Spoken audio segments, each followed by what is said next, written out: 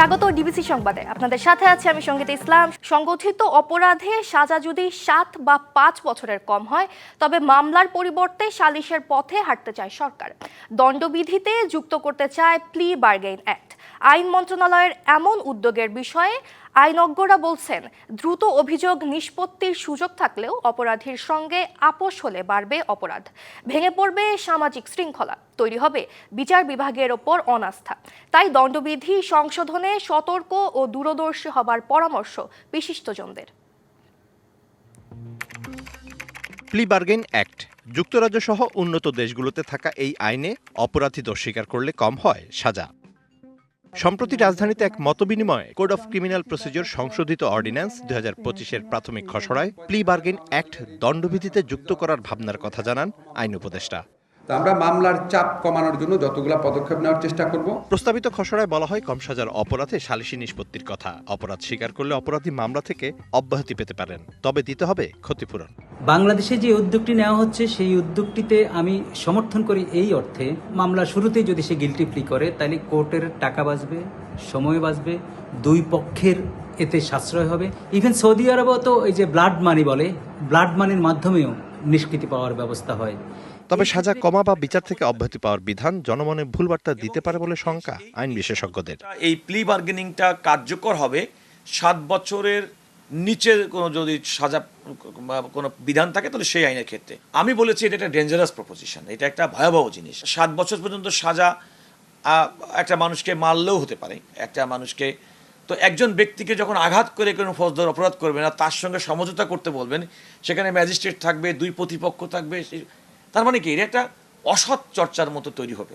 ধনিক শ্রেণী অপরাধ করে টাকা দিয়ে আইন আদালত অপরাধ কেনা, অর্থাৎ টাকা দিয়ে অপরাধ কিনে সে বেঁচে যাওয়া, এটিরও প্রবণতা দেখা দিতে পারে। সুতরাং এটি নিয়ে আলোচনা পর্যালোচনা করতে হবে। দণ্ডবিধি সংশোধনে সরকারকে দূরদর্শী হওয়ার পাশাপাশি বিভিন্ন আইনি বিষয়ে আপিল বিভাগের নির্দেশনা অনুসরণের পরামর্শ তাদের। সিআরপিসি, সিপিসি, বিপিসি এগুলো কিন্তু আজকে একদিনে হয় না, এগুলো অনেক চিন্তা ভাবনা করে এই বইগুলো লেখা হয়েছে। এর বাইরে গিয়ে যদি আপনি কিছু করতে যান, সেখানে কিন্তু শাসন ব্যবস্থা থাকে। মেজর জিনিসগুলোকে পরিবর্তন করতে হলে অবশ্যই আপনাকে পার্লামেন্টারি সিস্টেম অফ গভর্নমেন্টে যেতে হবে। আদারওয়াইজ আপনি আজকে একটা বলে দিলেন, পার্লামেন্ট এসে বললো যে আমি এটা থ্রোন আউট করে দিলাম। যেখানে হত্যা মামলা, যেখানে ধর্ষণ মামলা আপোষ হয়ে যায়, তো সেই সমস্ত ক্ষেত্রে, এই সমস্তগুলো ক্ষেত্রে তো আর্থিক বিনিময়ে নানা রকম সামাজিক চাপে, ব্যক্তির চাপে, প্রভাবের কারণে এগুলো হতে পারে। সুতরাং আইনি কাঠামোর মধ্যে এই প্রভাব বিস্তার করার এই সুযোগটা দেওয়া ঠিক হবে না। 1/11 সরকারের ট্রুথ কমিশনের বিষয়ে সর্বোচ্চ আদালতের নেতিবাচক মনোভাবের কথাও স্মরণ রাখা প্রয়োজন বলেও মত দেন আইন বিশেষজ্ঞরা। Mizan Ahmed, DBC news, Dhaka. আজ মঙ্গলবার থেকে শুরু হচ্ছে বাংলাদেশি হাজিদের ফিরতি ফ্লাইট। চলবে 10 জুলাই পর্যন্ত। মিনায় শয়তানকে কঙ্কর নিক্ষেপ এবং কাবা ঘরে ফরজ তাওয়াফ শেষে মিনায় ফিরে দেশে ফেরার প্রস্তুতি নিচ্ছেন। প্রথম ফ্লাইট ঢাকায় পৌঁছাবে বেলা 11টায়। বাংলাদেশ থেকে এবছর হজ পালন করেছেন 87,157 জন। এর মধ্যে মারা গেছেন 19 জন। এদিকে পবিত্র হজ পালন করতে সৌদি আরবে গিয়ে এখন পর্যন্ত চিকিৎসা নিয়েছেন 188 বাংলাদেশি। এছাড়া 19 জন দেশটির সরকারি হাসপাতালে ভর্তি রয়েছেন। চাঁদ দেখা সাপেক্ষে এবার হজ অনুষ্ঠিত হয় 5 জুন। হজযাত্রীদের সৌদি আরবে যাত্রার প্রথম ফ্লাইট ছিল 29 এপ্রিল, আর হজযাত্রীদের সৌদি আরবে যাত্রার শেষ ফ্লাইট 31 মে। ঈদ পরবর্তী ভোগান্তির কারণ হওয়া পশুর উচ্ছিষ্টের বর্জ্যে লুকিয়ে আছে শত কোটি টাকার সম্পদ, কিন্তু সচেতনতার অভাবে নষ্ট হচ্ছে রপ্তানিযোগ্য এসব উচ্ছিষ্ট। ট্যানারি মালিকরা জানান, একসময় রপ্তানি হলেও 2017 সালে হেমায়েতপুরে ট্যানারি স্থানান্তরের পর পশুর উচ্ছিষ্টের ব্যবহার প্রায় বন্ধ হয়ে গেছে। ফলে কাক কুকুরের খাবার হচ্ছে শত কোটি টাকার রপ্তানিযোগ্য পণ্য। এই শিল্প আবারও চালুর জন্য হাজারীবাগে আলাদা জমি বরাদ্দের দাবি জানিয়েছেন ব্যবসায়ীরা। দেশে প্রতি বছর কোটি কোটি পশু জবাই করা হয়। প্রাণী সম্পদ অধিদপ্তরের তথ্য মতে এবার প্রায় 1 কোটি পশু কুরবানি করা হয়েছে। গরু সহ এসব পশুর চামড়াকেই একমাত্র মূল্যবান রপ্তানি পণ্য হিসেবে বিবেচনা করা হয়। তবে চামড়া ব্যবসায়ীরা বলছেন, বর্জ্য হলেও পশুর হাড়, শিং, নারী ভুঁড়ি, পেনিস, মূত্রথলি, রক্ত, চর্বিসহ উচ্ছিষ্ট অংশও মূল্যবান রপ্তানিযোগ্য পণ্য, কিন্তু ব্যবস্থাপনার অভাবে এগুলো নষ্ট হচ্ছে। আমি ব্যক্তিগতভাবেই করতাম, আমি শিংয়ের অনেক কাজ করেছি। গরুর কোনো জিনিস ফালানি যাবে না, দাঁত থেকে শুরু করে লেজ থেকে শুরু করে প্রত্যেকটা জিনিস ইম্পর্টেন্ট। বহির্বিশ্বে এগুলি দ্বারা তারা কিন্তু বহু কিছু করতেছে গরু মহিষের চামড়া দ্বারা। বাংলাদেশ পারতেছে না, বিকজ এটার উপরে ফোকাস নাই, এটার উপরে কোনো স্টাডি নাই, অ্যানালাইসিস নাই। সিটি কর্পোরেশনের তথ্য মতে কোরবানির ঈদে শুধু ঢাকা শহরেই উৎপাদিত হয় প্রায় ৩৫,০০০ মেট্রিক টন বর্জ্য। ট্যানারি মালিকরা জানান, হাজারীবাগে ট্যানারি থাকার সময় এসব উচ্ছিষ্ট নিয়ে আলাদা শিল্প গড়ে উঠেছিল। প্রক্রিয়া করে চীন, থাইল্যান্ড সহ বিভিন্ন দেশে রপ্তানি করা হতো। বছরে এই খাত থেকে রপ্তানি হতো প্রায় ২০০ কোটি টাকা। ঢাকার বাইরে চট্টগ্রাম এবং সিলেটেও এই শিল্প গড়ে ওঠে, কিন্তু নানা প্রতিবন্ধকতায় স্থবির হয়ে গেছে এই শিল্প। গরুর কোনো কিছুই পেলানো হয় না এবং সব কিছুই মূল্যবান। যারা প্রসেস করতেন ওদেরকে আসলে শিফট করা হয় না। এদের বেশিরভাগই এই হাজারীবাগে ওদের ইন্ডাস্ট্রিগুলো এখানে ওরা রয়ে গেছে, পরবর্তীতে এগুলো বন্ধ করে দেওয়া হয়েছে। গরুর চামড়া মাথা নষ্ট হয়েছে প্রায় ৬০ লক্ষ পিসের কাছাকাছি। এগুলো ৬০-৭০ টাকা একসময় দাম ছিল, এখন যদি দাম কমও ধরেন ২০ টাকা করে ধরেন, তাহলে কত হয় এটা টাকার অঙ্কে বোঝা যাবে। মূল্যবান এই সম্পদ রক্ষায় কার্যকর উদ্যোগ নিতে সরকারের প্রতি আহ্বান জানিয়েছেন এই খাতের ব্যবসায়ীরা। Yusuf Rana, DBC news, Dhaka. নেই চিরচেনা যানজট, এ যেন এক অচেনা তিলোত্তমা। লম্বা ঈদের ছুটিতে পাল্টে গেছে রাজধানীর চিত্র। পুরনো খোলস পাল্টে নতুন রূপে জাদুর নগরী যেন বড্ড অচেনা। কোরবানির ঈদে আইন শৃঙ্খলা পরিস্থিতিও মোটামুটি স্বাভাবিক ছিল, কোনো বড় ধরনের অপ্রীতিকর ঘটনা ঘটেনি। তাই প্রত্যাশা পূরণ হয়েছে বলে জানিয়েছেন স্বরাষ্ট্র উপদেষ্টা। সড়কে নেই যানজট, মোড়ে নেই গাড়ি, রিকশার জটলা, নেই ট্রাফিক সিগন্যালের বিধিনিষেধ। এ যেন এক অচেনা ঢাকা। রাজধানীর সব এলাকার চিত্রই এমন। অল্প সময়ে নির্দিষ্ট গন্তব্যে পৌঁছানো যেন নগরবাসীর জন্য একটা স্বপ্ন। তবে স্বপ্ন শুধু পূরণ হয় ঈদ এলেই। ব্যক্তিগত কিছু যানবাহন ছাড়া রাজধানীতে চলছে একেবারে কম সংখ্যক গণপরিবহন। আবার অলিগলি ছাড়াও বেশিরভাগ প্রধান সড়ক রিকশার দখলে। রাস্তাঘাট ফাঁকা ফোকা, খুব সুন্দর প্রোগ্রাম, অন্য কোনো গ্যাঞ্জাম নাই। রিক্সা তো চলেই, কিন্তু রিক্সা চললে তো আর হবে না, লোকজন না থাকলে রিক্সা চলা দিয়ে করেন কি? রাস্তা একদম ফ্রি না, ঠিকভাবে পাইতাছি না, তবে এই চালানিটা মজা পাইতাছি, কোনো যানজট নাই। ঈদে কোনো ধরনের অপ্রীতিকর ঘটনা না ঘটায় প্রত্যাশা পূরণের কথা জানিয়েছেন স্বরাষ্ট্র উপদেষ্টা। আমার প্রত্যাশা এই পর্যন্ত পূরণ হয়েছে, এই জন্য আমি এরকম কোনো বড় ধরনের কোনো রিপোর্ট আমি পাই নাই। দুই একটা ছোটোখাটো চুরি, চেষ্টামি এইগুলি তো হচ্ছে, এটা না, বাট বড় ধরনের, এই জন্য আমি মোটামুটিভাবে খুশি। ফাঁকা ঢাকায় অপরাধী চক্র যাতে সক্রিয় হয়ে উঠতে না পারে সেজন্য নিশ্চিদ্র নিরাপত্তার ছক তৈরি থাকলেও রাজধানীর প্রধান সড়কগুলোতে তার দেখা মেলেনি। নিরাপত্তা রাস্তাঘাটে তো পুলিশ নাই, কে জায়গা চলে, সব জায়গায় ফাঁকা, পুলিশ টুলিশ নাই। রাস্তাঘাটে ছিনতাই টানতাই হলে দেখবো কে? বছরের প্রতিটি দিন নির্বিঘ্ন হোক নাগরিক পথ চলা, তাই তিলোত্তমার নিরাপত্তা ব্যবস্থা আরও জোরালো করার দাবি নগরবাসীর। ইকবাল অনিক, ডিবিসি নিউজ, ঢাকা। যুক্তরাজ্যের লস অ্যাঞ্জেলেসে ট্রাম্প প্রশাসনের অভিবাসন নীতির বিরুদ্ধে টানা চতুর্থ দিনের মতো চলছে বিক্ষোভ। তাদের দমনে আরও ২,০০০ ন্যাশনাল গার্ড মোতায়েন করা হয়েছে বলে দাবি করেন ক্যালিফোর্নিয়া অঙ্গরাজ্যের গভর্নর গ্যাভিন নিউসম। বিষয়টি পরে নিশ্চিত করে পেন্টাগনও। এর আগে লস অ্যাঞ্জেলেসে ৭০০ মেরিন সেনা মোতায়েনের নির্দেশ দেয় ট্রাম্প প্রশাসন। বেআইনিভাবে ন্যাশনাল গার্ড মোতায়েনের অভিযোগ এনে ট্রাম্প প্রশাসনের বিরুদ্ধে মামলা করেছেন ক্যালিফোর্নিয়ার গভর্নর। আবারও ভাঙন দেখা দিয়েছে শরীয়তপুরের পদ্মা সেতুর কনস্ট্রাকশন ইয়ার্ড রক্ষা বাঁধে। এরই মধ্যে নদীতে বিলীন বাঁধের ২০০ মিটার অংশ। এতে আতঙ্ক ছড়িয়েছে পদ্মাপাড়ের জনপদে। বসত বাড়ি সহ বিভিন্ন স্থাপনা নিয়ে নিরাপদ স্থানে চলে সরে যাচ্ছেন অনেকে। গেল বছরের নভেম্বরে ধসে যায় পদ্মা সেতুর কনস্ট্রাকশন ইয়ার্ড রক্ষা বাঁধের ১০০ মিটার। সে সময় ২,৮৭,০০,০০০ টাকা ব্যয়ে ক্ষতিগ্রস্ত অংশ সংস্কার করে পানি উন্নয়ন বোর্ড। আবার নতুন করে ভাঙন দেখা দিয়েছে ওই বাঁধে। গেল শনিবার তলিয়ে যায় ২০০ মিটার অংশ। এতে ঝুঁকিতে পড়েছে নওডোবা পালেরচর সড়ক, মাঝিরঘাট বাজার, মহর আলী মাতবরকান্দি, আলম খাঁর কান্দি, ওসিম উদ্দিন মাতবরকান্দি সহ আশেপাশের এলাকার নানা স্থাপনা। আতঙ্কে বসতি সরিয়ে নিচ্ছেন অনেকে।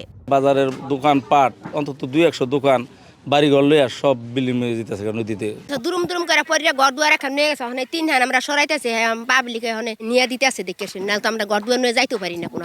নদীতে পানিও বেশি বাড়ছে আর ভাঙতেছেও বেশি, আর এখানে বেশি দিন থাকাও যাবে না আমাদের।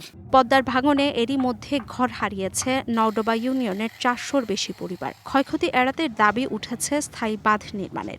আমাদের আবেদন, যারা টেন্ডার নেন তারা এইভাবে টেন্ডার নেন যাতে গড় সিজনে কামটা হয়। এক দাদা মাটি ফালাবেন, এক দাদা চলে যাবো ভাই, এই ধরনের কাম দরকার নাই। কর্তৃপক্ষের নিকট আমাদের জোরালো দাবি, আপনারা যত দ্রুত সম্ভব এখানে ইমার্জেন্সি কাজ ধরে এই বেড়িবাঁধ রক্ষা করবেন। তবে ভাঙন রোধে এখন জিও ব্যাগ ফেলার বিকল্প দেখছে না পানি উন্নয়ন বোর্ড। যেহেতু বর্ষা অলরেডি শুরু হয়ে গেছে, আমরা এখানে জরুরি ভিত্তিতে জিও ব্যাগ ডাম্পিং করা ছাড়া আমাদের এখন কোনো ব্যবস্থা নেই। আমরা সর্বোচ্চ চেষ্টা করে যাচ্ছি অতি দ্রুত এখানে জিও ব্যাগ ডাম্পিং করার। পদ্মা সেতুর কনস্ট্রাকশন ইয়ার্ড সহ আশেপাশের এলাকা রক্ষায় 2010-11 অর্থ বছরে 110 কোটি টাকা ব্যয় বাঁধটি নির্মাণ করে সেতু কর্তৃপক্ষ।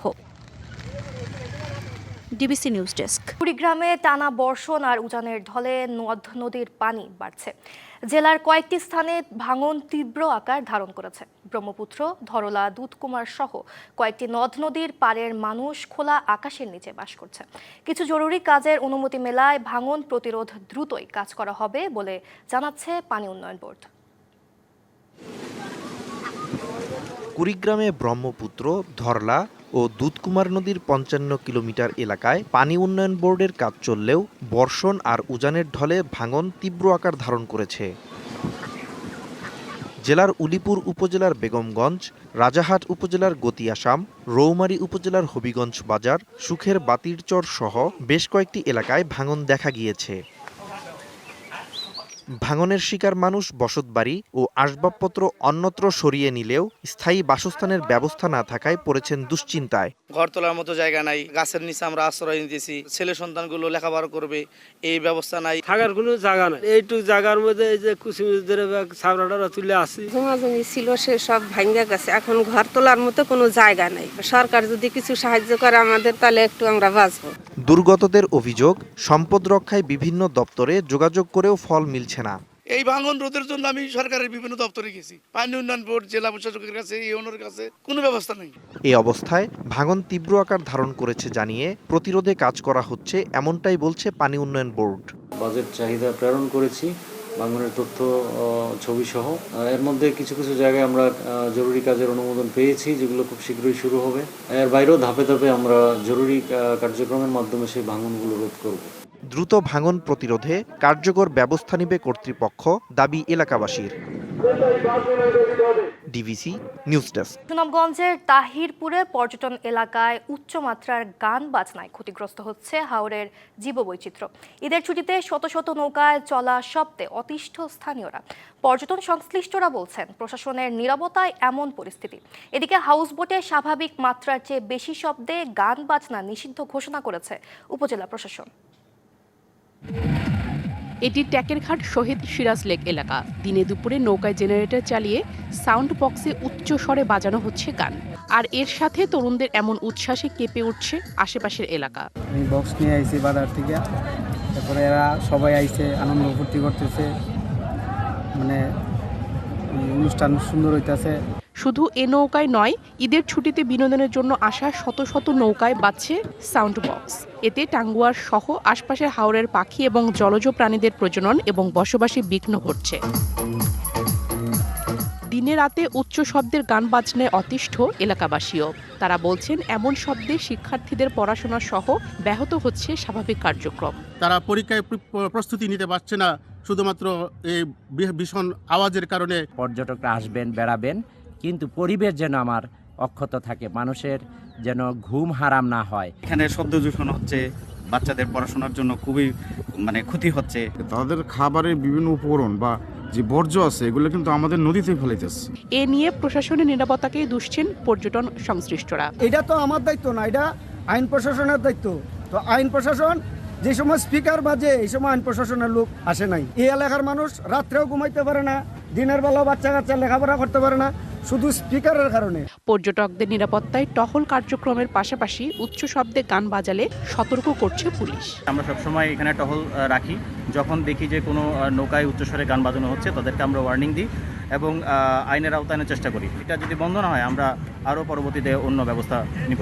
এদিকে সোমবার তাহিরপুর উপজেলা প্রশাসনের ফেসবুক পেজে জানানো হয়, টাঙ্গুয়ার হাওরে পর্যটকবাহী হাউসবোট এবং লোকাল বোটে উচ্চ স্বরে গান বাজানো নিষেধ।